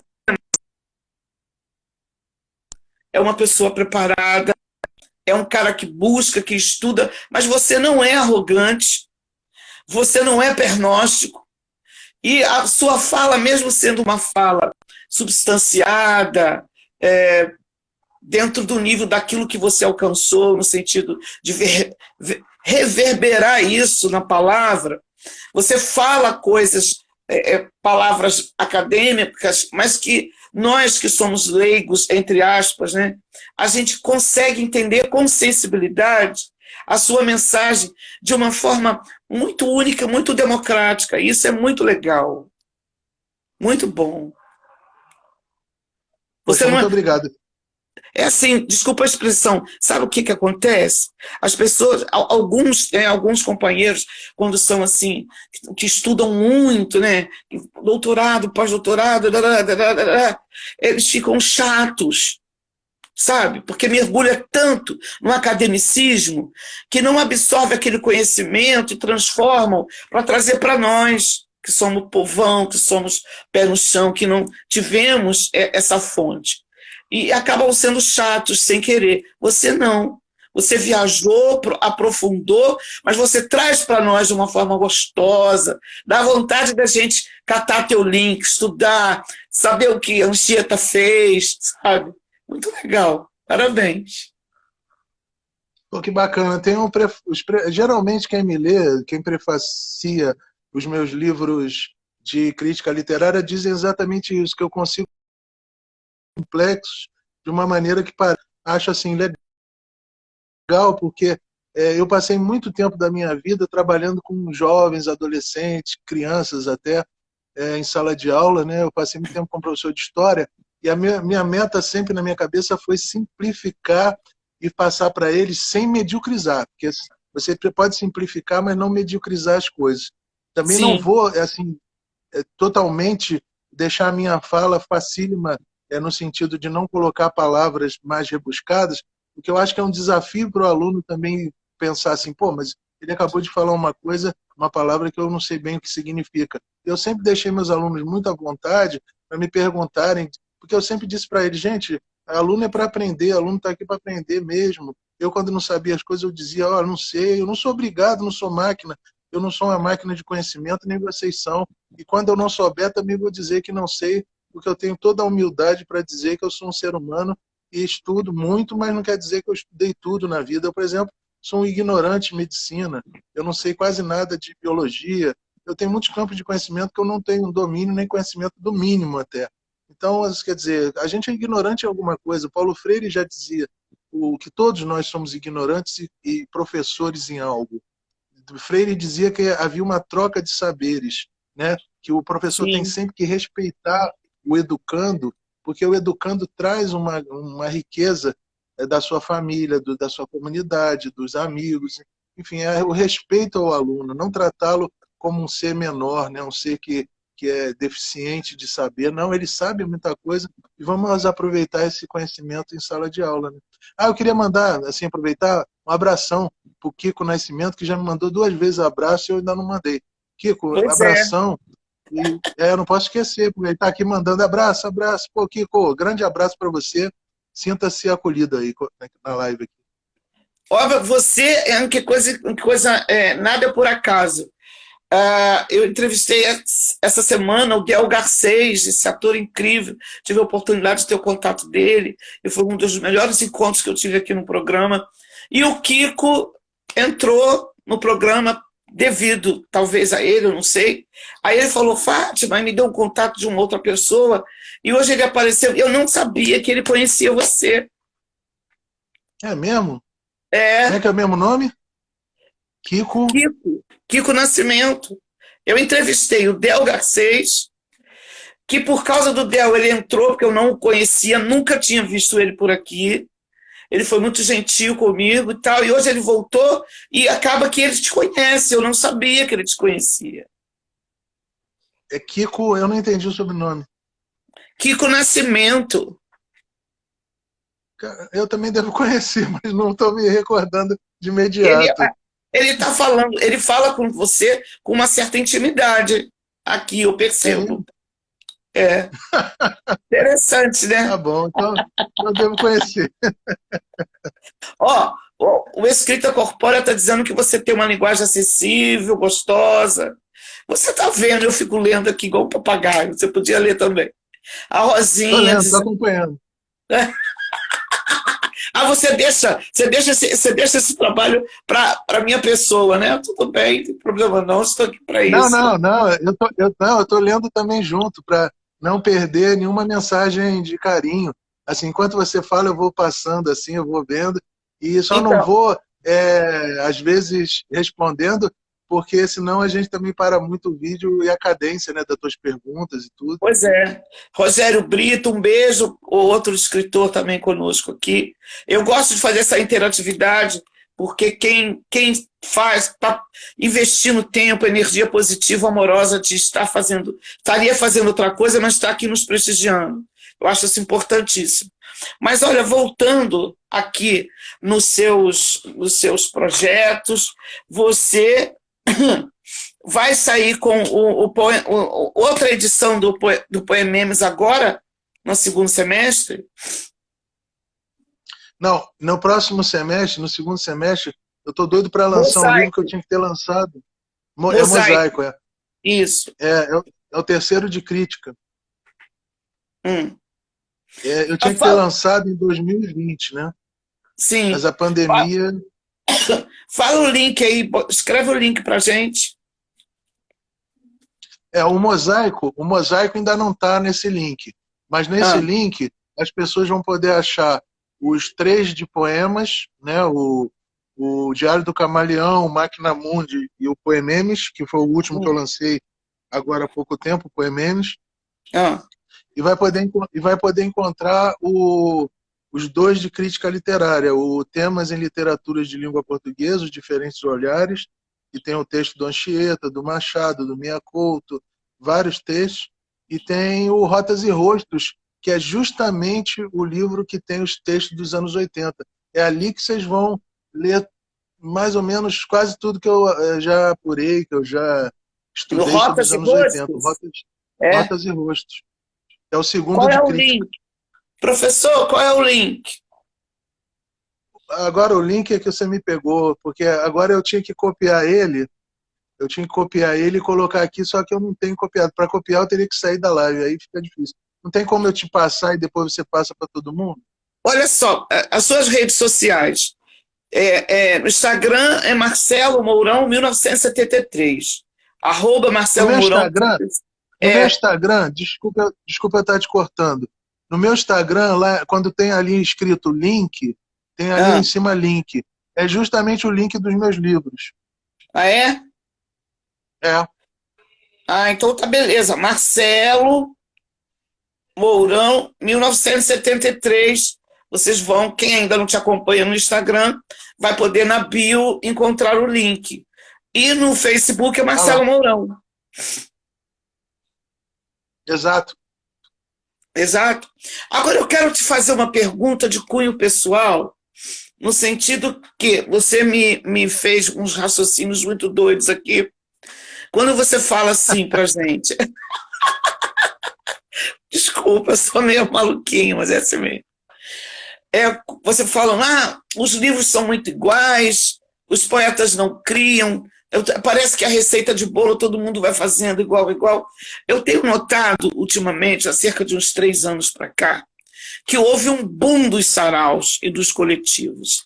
É coletivo de toda maneira, de todo estilo, de tudo quanto é lugar, coletivo cultural daqui, coletivo cultural dali, todo mundo é coletivo, é sarau para cá, é sarau para lá.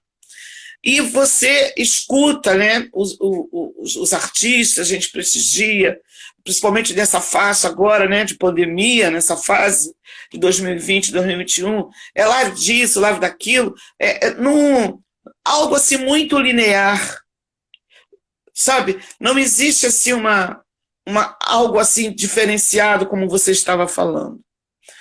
O que você poderia dar para a gente, que somos autores independentes, como dicas? Uma dica para a gente, assim, sair um pouco desse caminho e ter uma visão um pouco mais crítica, mais criadora sobre isso.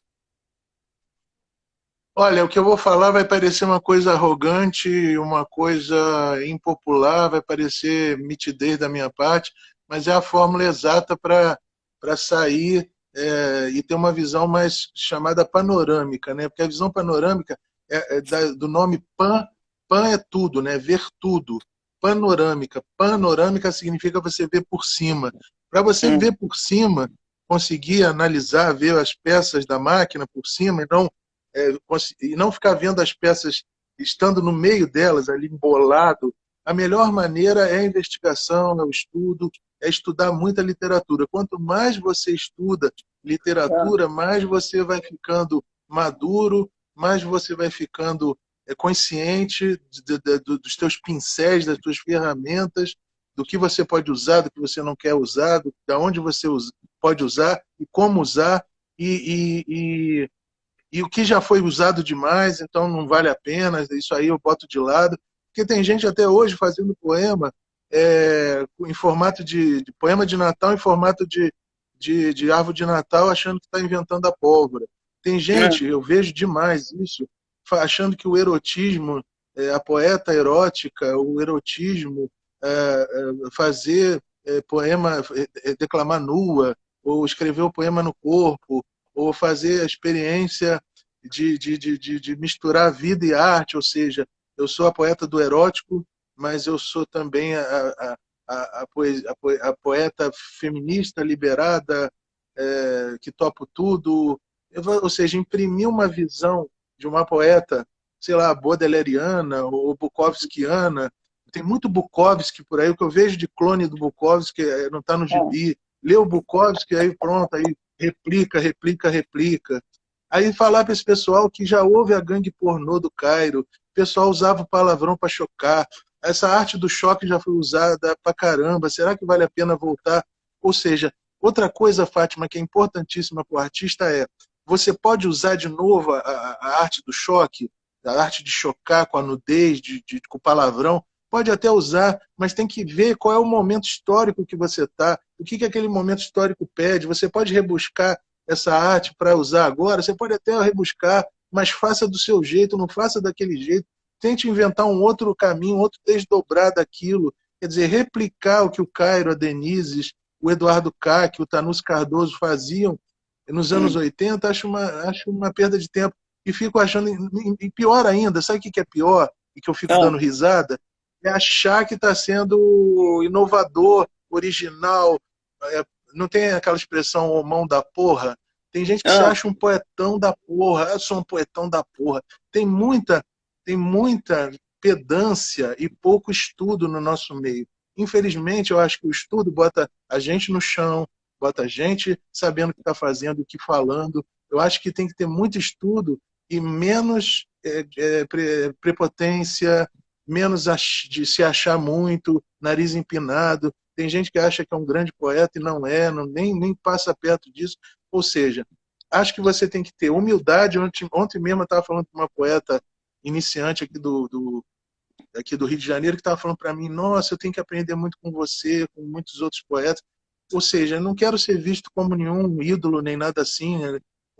Tudo bem, eu posso passar minha experiência que talvez seja maior do que algumas pessoas, e o aprendizado, talvez, conhecimento, talvez, mas essa postura que eu tinha também quando comecei, tipo, pô, eu tenho muito que aprender com o Cairo, eu tenho muito que aprender com o Tanús, eu tenho muito que aprender com a Fátima, eu tenho muito que aprender com o Sérgio Alves, eu tenho muito que aprender com a Rosinha, eu tenho muito que aprender com o João, ou seja, com o Flávio Nascimento, eu tenho que aprender com esses caras. Aprenda, tenha humildade, estude esses caras, sabe? E pare de fazer o nariz empinado e se achando poetão, fazendo coisas que já foram feitas adoidado e que o momento não pede por isso. Aí o cara fala um palavrão bem cabeludo no sarau e acha que está abafando, e o pior é a cara deles, assim, de, pô, tô abafando pra caramba. Assim, você vê, eu sou um cara que lê muito a linguagem corpórea das pessoas, né? Você vê no olhar, você vê no peito empinado, você vê que o cara está achando que está fazendo a arte do século, né? E não é assim. Isso, exatamente isso que você está falando. Ter a humildade de uns estudar com os outros. Eu acho que esse assunto poderia ser um outro momento, um outro encontro, de você fazer esse recorte, até para nos dar assim, um norteamento. E um curso online, né? Dá pesada, viu? Ficaria bacana. Pensa, tá? Tá? Claro, é só convidar que... Não, você fazer uma oficina pra gente. Eu futuramente, eu ainda não me acho capaz totalmente de dar uma oficina poética, não. Mas daqui a um tempo, quando eu tiver muito mais experiente, mais coisa, eu vou tentar abrir um curso poético, uma oficina de poesia assim, porque a gente infelizmente teve a morte do Cairo, teve a morte do Marcos Vinícius Quiroga, que é outro grande poeta. Ou seja, tem alguns oficineiros que vêm infelizmente falecendo e a gente tem sentido falta de mais oficineiros, mais poetas, professores. Mas assim, o meu grande medo, Fátima, tanto quando eu comecei as oficinas, por isso eu fiz muitas, fiz duas, eu queria fazer até uma terceira, é assim, eu tenho medo de surgirem muitas pessoas que são replicações minhas, ou seja, que são replicantes. Vamos dizer assim, quando eu fiz a oficina do Cairo, eu fiquei com medo de me cairificar demais. Eu falei, meu Deus, eu vou me influenciar demais pelo Cairo. Tanto é que eu falei com ele, eu falei, olha, vai ser um período que eu vou passar com você. Tal. Eu tinha muito medo, porque quando você admira muito alguém, você gosta muito do trabalho e tal, você acaba com certeza se influenciando, você acaba com certeza Sim. entrando no universo daquela pessoa. Então, meu medo, assim, se eu tiver que dar uma oficina poética, pelo menos hoje em dia, o que eu penso é fazer cursos de períodos, não cursos assim, como o Cairo fazia. O Cairo fazia, por exemplo, o Cairo, né? O Cairo e muitos fazem, o Ivan Proença faz também, que é um grande professor de poética, e está vivo, que bom, com 90 e tantos anos, mas está vivo. O Marcos Vinícius Queiroga fazia também cursos indefinidos, sem término para acabar. Eu acho que se eu fizer, eu acho que eu vou delimitar tempos para terminar, para o aluno voar por si mesmo, sabe? Eu botar Sim. algumas ideias fermentar aquelas cabeças com algumas ideias, mas deixar depois, um ano só de oficina, eu vou dar um limite de tempo para o cara passar comigo, porque eu não quero sentir que tem massa. Porque para alguns poetas, eu percebia, que era muito vaidoso sentir que, tem um monte de outros Cairos fazendo poesia, tem um monte de Marcos Vinícius, tem um monte de clones, mas para mim, eu não sou tão vaidoso assim, eu não quero que tenha outros Marcelos Mourões por aí, parará. Eu quero botar algumas ideias, botar algumas provocações na cabeça das pessoas, dar alguns caminhos, ensinar métrica, ensinar trova, mas, olha, agora é contigo, vai, agora inventa você. As ferramentas principais já estão contigo. Agora Agora é com vai, e daí você. vai você. Agora é com você. Ó, Eu não eu, quero replicar, mas sim. isso é vaidoso. Já pensou? Se eu tivesse um monte de discípulos iguais a mim, eu ia ser o ó do Borogodó, o Bambambam. Bam, bam.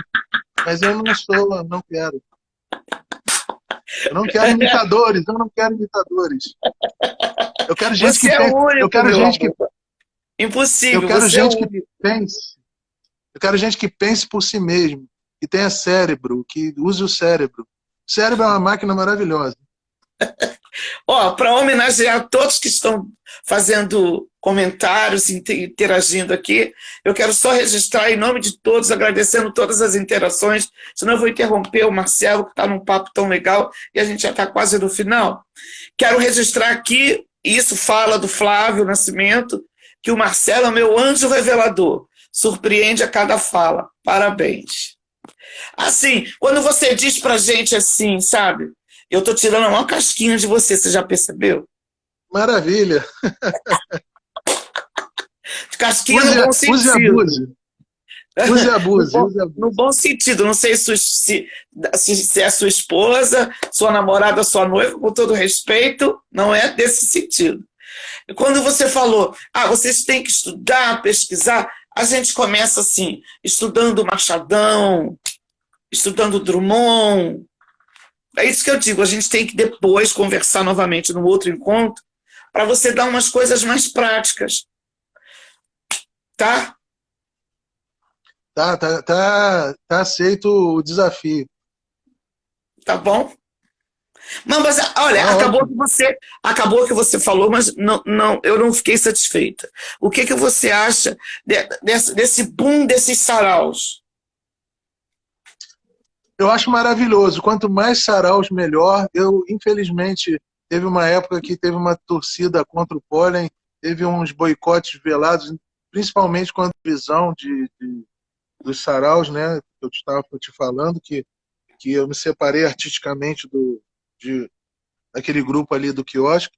Aí houve assim uns rumores assim de gente que ia no dele, mas não ia no meu, umas guerrinhas e umas torcidas contras e Meu umas Deus, raivinhas acontecem. babaquice. Tem sempre as invejinhas, mas eu sempre preguei o seguinte: vão no meu sarau, vão no sarau de fulano, vão.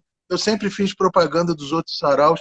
Quanto mais sarau, melhor. quanto mais live, melhor. Quanto mais interação entre os poetas, melhor. Não torçam para que o Sarau X vá por água abaixo. Torçam para que haja mais espaço, mais palco, mais lugar para mostrar sua arte e para as pessoas se conhecerem. Sarau não é só para mostrar arte. Sarau é um encontro humano, pessoas que trocam afetos, trocam saberes, trocam, claro, arte, mas trocam muitas coisas, Então, Sarau é uma das coisas mais gostosas, mas tem gente que acha chato, horrível, e realmente tem esse lado também de vaidade, de ego, de ver gente metida, de ver gente que só quer falar o seu poema, mas não quer ouvir o poema do parceiro. Na hora que o parceiro está falando no palco, está conversando, e aí não está nem aí para o trabalho do artista, mas quando vai falar quer que todo mundo preste atenção. Tem tudo isso, mas o Sarau é uma experiência de vivência. Tudo que hoje em dia me é útil como poeta nasceram dessas experiências, que foram várias aulas que eu tive. Eu tive aulas, como eu disse, de oficinas poéticas, tive aula fazendo um sarau, produzindo um sarau, aprendi muita coisa. Indo a saraus eu aprendi muita coisa, ouvi muita coisa, entendi muita coisa. Tudo é aprendizado e tudo é necessário. Então, tem gente que diz, não, os saraus já estão falidos, os saraus são aquela mesmice de sempre. Eu não vejo sarau, é tudo igual. Não, no outro dia eu participei de um sarau que era no WhatsApp da minha querida Rose Araújo, que está começando um sarau chamado Sarau da Casa Amarelinha, e era assim, ela formou um grupo no Zap, e aí a troca de mensagem, troca de poema, mas aí depois ela fecha aquele grupo, e aí quando aconteceu outra edição, ela abre um novo grupo, ou seja, foi uma nova proposta que ela criou. No outro dia eu vi uma live que era sarau, no outro dia eu vi um outro tipo no Instagram, ou seja, vão criando, mas criem e façam arte, e façam saraus, e deixem o sarau cada vez mais e melhor, e quantidade eu adoro, muita quantidade de sarau, tem que ter muito, e cada um faz o sarau do seu jeito, a Zona Oeste faz o sarau do seu jeito, a Zona Norte também, então eu sou a favor de, se tiver 100 saraus, está ótimo, só não consigo ir a todos esses, infelizmente. Olha, eu ficaria conversando com você a noite toda, você é uma pessoa muito cativante, você tem um carisma na fala, não só no conteúdo, você tem um sorriso bonito, um sorriso expressivo que desperta a gente, que nos prende. Parabéns pela tua obra, pela tua luta, pelo teu trabalho. Fazer um trabalho como esse, as pessoas acham chiquérrima. Que bacana, não sei o quê. Você coloca a pessoa lá, mas ninguém sabe as noites de sono que você passou, né? As noites e os dias que você abriu muito mão de passeios da sua vida pessoal. Ninguém fala sobre isso, né? Ninguém fala do sacrifício, da luta, que não é fácil estudar tanto para poder defender uma tese. Você tem que ter fundamentação, você tem que ter toda uma fonte credenciada e tal. Isso é muito bonito. Todo esse cabedal que você conseguiu, você hoje está distribuindo para nós. Nós é que somos os colhedores, entre aspas, da sua semeadura. Mas a minha esperança, Fátima, é que eu consiga seduzir e trazer mais estudiosos dos anos 80, 90. É um oceano de informações. Por exemplo, eu estou agora querendo estudar o pessoal da Zona Oeste. Há quanto tempo eu estou querendo estudar o desmaio público? Estudo, leio, mas não estou desenvolvendo coisas sobre, porque ainda não consegui tempo, não consegui espaço. Quer dizer, é muita informação para pouco pesquisador. Assim, eu sou um ser humano que tenho a minha vida particular, eu tenho que ganhar meu dinheiro também, preciso trabalhar, tenho minha mãe para cuidar, então eu preciso ter outros, não vou chamar de discípulos, mas companheiros de trabalho, novos pesquisadores, que se eu chamar de discípulo, eu estou botando ele lá embaixo e eu me botando lá em cima, coisa totalmente antidemocrática e antifreiriana, terrível seria eu me botar em cima. Mas eu quero gente que venha para perto de mim, unir forças, para também estudar os anos 80. A minha esperança é que surjam mais estudos sobre o Flávio Nascimento, mais estudos sobre a Feira de Poesia Independente, sobre a Fátima, sobre o trabalho da Fátima. Inclusive, quero ler os teus livros, por favor, se você puder me disponibilizar.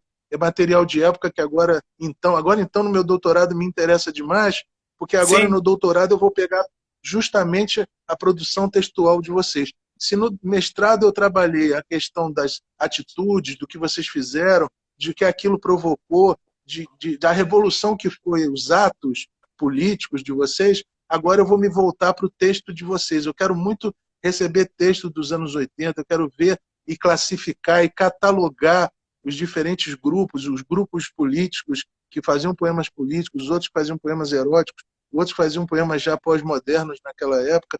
Então eu preciso mapear a produção textual, que é imensa também, para poder contestar as antologias. Essa é foi o grande boom de eu ter passado nesse doutorado, foi ter descoberto que as antologias poéticas, depois que eu estudei vocês e tudo mais, as antologias poéticas ignoram o material de vocês. O material de vocês não existe. Esse material cordelesco, que tem influência do cordel, que é uma cultura popular que realmente é apagada, porque a cultura universitária ainda é uma cultura elitista, é uma cultura de apagamento, de não inclusão, de silenciamento de vozes periféricas. As vozes da Zona Oeste, as vozes da Zona Norte, são desprivilegiadas, sim.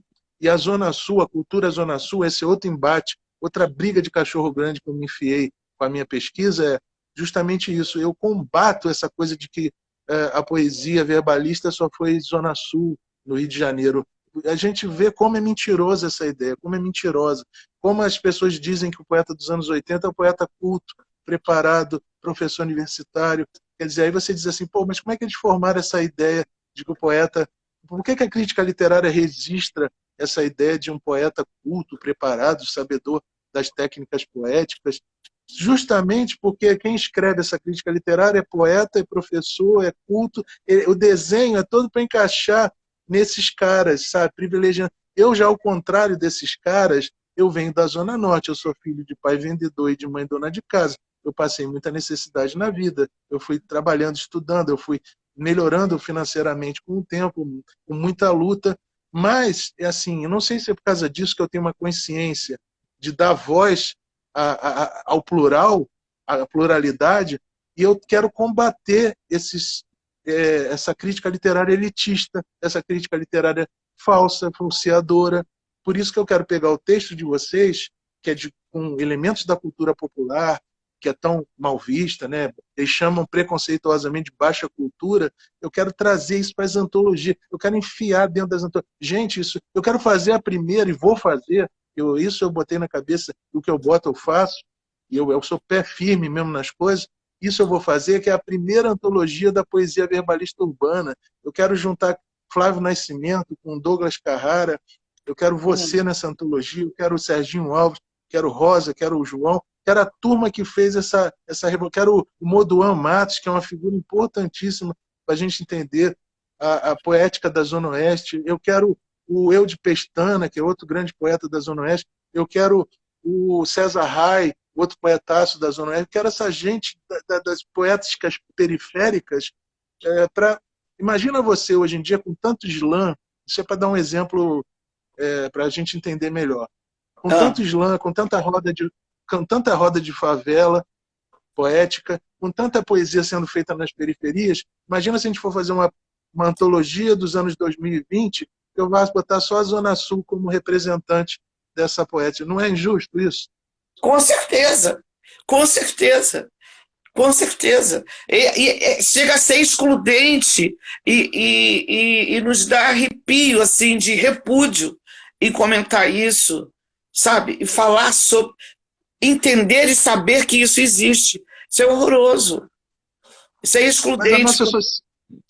Mas a nossa sociedade é extremamente desigual cada vez mais. Então, depois de 2016, depois que aquele governo da Dilma foi parado de uma maneira abrupta, de 2016 para cá, as desigualdades sociais, financeiras aumentaram, o abismo social voltou a crescer entre as classes sociais, né? Então você vê que a sociedade brasileira, fora os anos de governo esquerda, sempre foi uma sociedade excludente, escravista. Sim. A própria história brasileira explica por que essas vozes são apagadas. Por que a tua voz não é registrada em antologias oficiais? Por que uma Fátima Tavares não vai para uma antologia oficial dos anos 80? Eu acho injusto. Por que Sérgio Alves está fora? É um poeta que fala do negro, da questão da raça, quer dizer, os recortes de minorias, por que não estão presentes? Por que a gente valoriza, por exemplo, e aí Luísa Buarque de Holanda, a Justiça Seja Feita, tá, com seus 80 anos, fez uma antologia que foi os 26 poetas hoje, sobre os marginais, aí botou muita gente da Zona Sul, tudo bem ali, vamos lá, até vá lá, mas ela hoje em dia trabalha com a Universidade das Quebradas, ela começou um trabalho com poesia periférica e parece que agora volta o olhar para essas outras poéticas periféricas. Mas até hoje eu não vi antologia, pode ser ignorância da minha parte, mas eu não chegou até as minhas mãos nenhuma antologia com as poéticas periféricas. E a minha batalha nessa pesquisa é também essa, de dar voz a vozes silenciadas.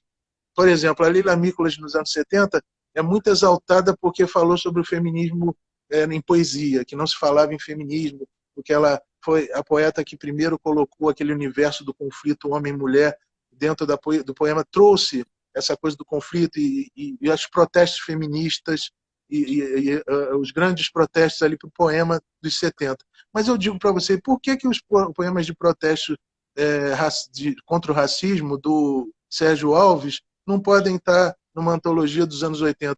Aí fica uma antologia dos anos 80, como as que eu tenho aqui em casa, falando de coisas de Zona Sul, falando de coisas sublimes, fica uma coisa limpinha, toda eugenista também, por que não dizer, e completamente voltada só para um grupo minoritário. Então, quer dizer, é terrível. O que eu quero é pluralidade, o que eu quero é uma antologia e uma historiografia literária revista e reescrita. Ou seja, o meu trabalho, modéstia à parte, isso eu mostrei para a banca quando eu fui fazer entrevista para o doutorado, eu falei, eu quero mudar a história da literatura. Eu não quero pouca coisa. E eles falam, você tem um trabalho enorme, juntar esse material, juntar essas coisas. Eu falei, não interessa, eu tenho amigos, eu tenho remanescentes dessa época, eu quero pegar os poemas desses grandes poetas, Flávio Nascimento, Sérgio Alves, você, Fátima, eu quero pegar os poemas dessa gente e colocar numa antologia que mude, que vamos reescrever as antologias. Antologia não é só o Afonso Romano de Santana que falou nos anos 80, não.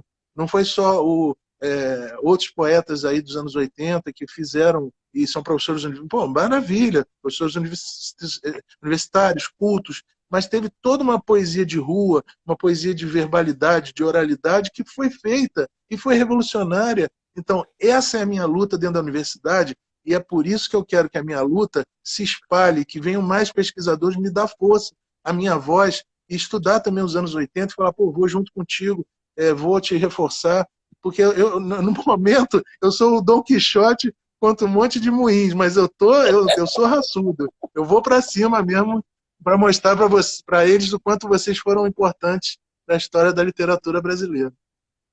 Olha, a gente só fica emocionados, todos nós, com a tua fala, com a tua pretensão, no sentido de resgatar esse trabalho lindo que foi construído e feito, e que tem que entrar nos anais da história da literatura brasileira, sim.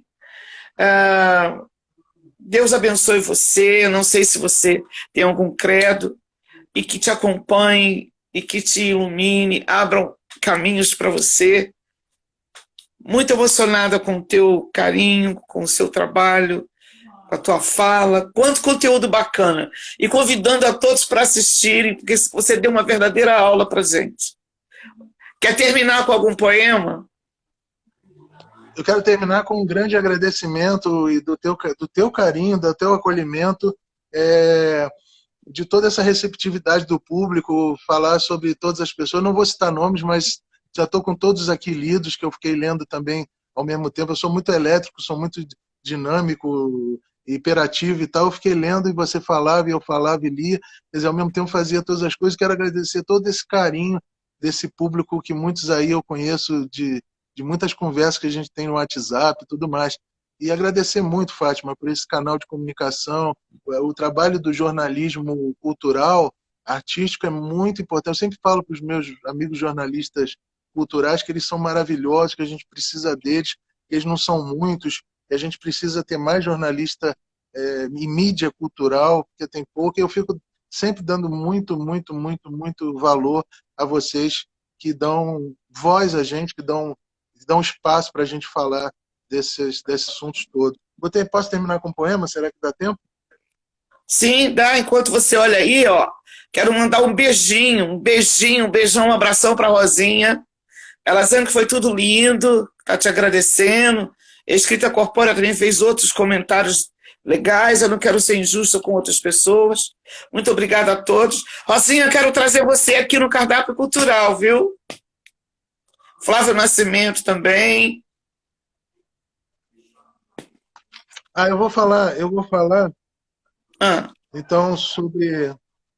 A gente estava falando sobre injustiça, vozes apagadas e desigualdades sociais e barbaridades tão próximas a nós. Eu vou falar um poema novo, bem novo, chamado Histórias Sem Fim, para encerrar. Tá. Posso falar?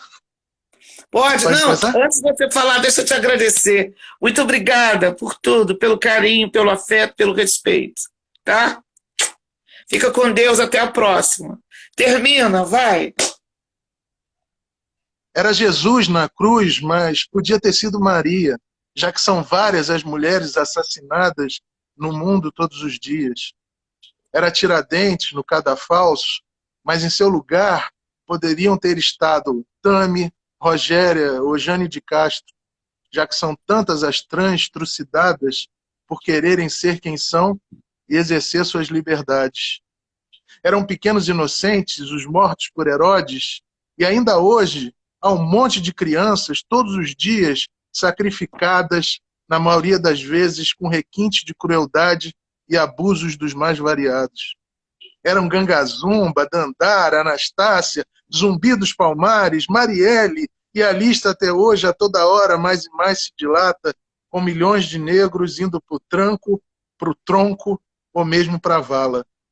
Era uma vez a humanidade que deveria ter dado certo, mas perdeu-se pela estrada, dando alguns passos para frente e muitos mais para trás.